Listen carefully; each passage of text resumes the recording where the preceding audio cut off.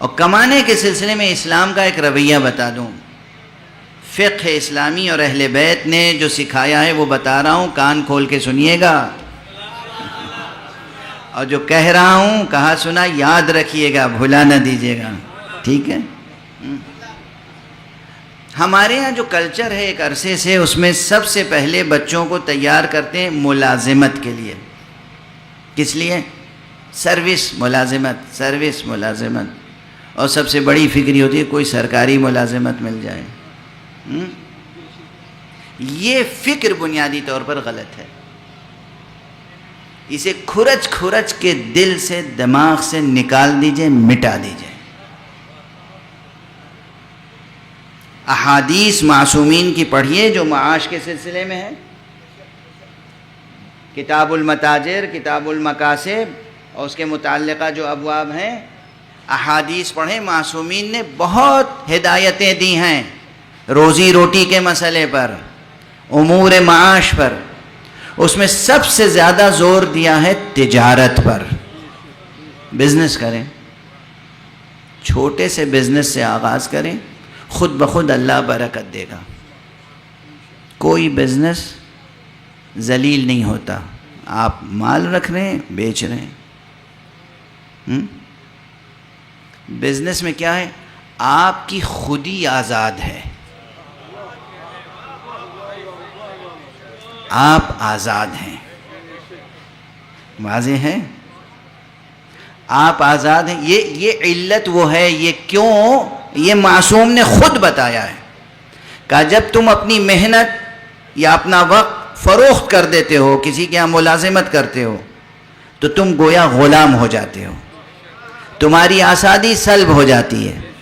اس لیے تم تجارت کرو، پہلی بات، یا پھر زراعت کرو، دوسری بات. زمین ہے، زراعت کرو. ہزاروں چیزیں زراعت کی ہیں. طرح طرح کے نئے نئے طریقے زراعت کے پیدا ہو گئے ہیں. زراعت کریں، تجارت کریں. پھر صنعت ہے. صنعت، تجارت اور زراعت کے ساتھ صنعت ہے. یہ سب معصومین نے سکھایا ہے. صنعت یہاں تک فرمایا کہ مجھے حیرت ہے کہ جس کے پاس مٹی اور پانی ہے وہ بھوکا کیسے رہ سکتا ہے. یعنی کچھ نہیں تو مٹی سے، پانی سے مٹی گوندھ کے کھلونے بنا کے بیچ سکتے ہو، مٹی کے برتن بنا کے بیچ سکتے ہو، مٹی سے نہ جانے کیا کیا کچھ بنا. یہ معصوم کا جملہ ہے، میرا جملہ نہیں ہے. کہ حیرت ہے مجھے کہ جس کے پاس مٹی اور پانی ہو وہ بھوکا کیسے رہ سکتا ہے. تو صنعت، کچھ بنانا اور بیچنا، ٹھیک ہے. انڈسٹری، صنعت، زراعت، ایگریکلچر اور تجارت، یہ تین چیزوں کو سب سے زیادہ معصومین نے فوقیت دی ہے.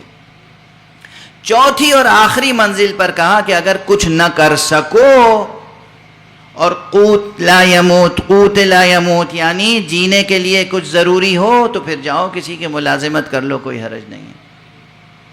یاد رہے گی یہ بات؟ آخر تک پہنچ رہی ہے بات؟ ہماری مائیں بہنیں سن رہی ہیں؟ اللہم صل.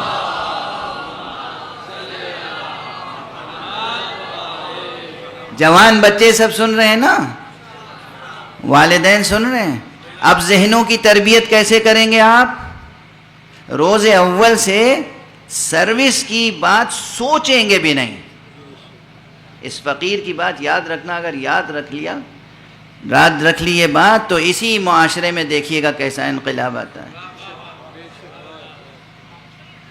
سروس کی فکر ہی نکال دیجیے دل دماغ سے. یہ رونا ہی چھوڑ دیجیے کہ یہ حکومت ایسی آئی ہے کسی کو نوکری نہیں دیتی. ارے حکومت نوکری دے یا نہ دے، سمجھ میں آ رہی ہے؟ آپ کو تجارت کرنی ہے، ہزاروں، زمین تا آسمان، کروڑوں ذریعے ہیں روزی روٹی کمانے کے. کتنی قسم کی تجارتیں ہو سکتی ہیں.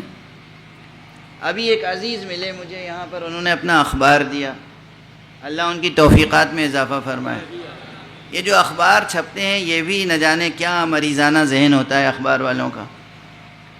اس میں صفوں کے صفحے نہ جانے کیا کیا چھاپتے ہیں. دو موضوعات پر صفحات مخصوص ہونے چاہیے، ایک تعلیم، ایک تجارت. تعلیم یعنی دنیا میں کن کن نئے کورسز کو انٹروڈیوس کیا جا رہا ہے، یہ ہمارے بچوں کو معلوم ہونا چاہیے. ڈھونڈ کے، یعنی ہر اخبار کے دفتر میں ایک ایسا شخص ہونا چاہیے جس کو یہ وظیفہ دیا جائے کہ تم تلاش کرو پوری دنیا میں نیا کون سا کورس آیا ہے، نیا کون سا سلیبس انٹروڈیوس ہوا ہے، نیا کون سا طریقہ تعلیم ایجاد ہوا ہے، تاکہ وہ ہمارے جوانوں اور بچوں کو بھی معلوم ہو جائے.